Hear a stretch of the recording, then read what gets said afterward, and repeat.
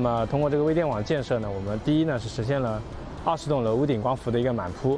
这块的装机容量呢是达到2.8兆瓦。我们所在地方呢是它的1期，那么做成以后呢，这个微电网的模式其实可以继续的复制推广。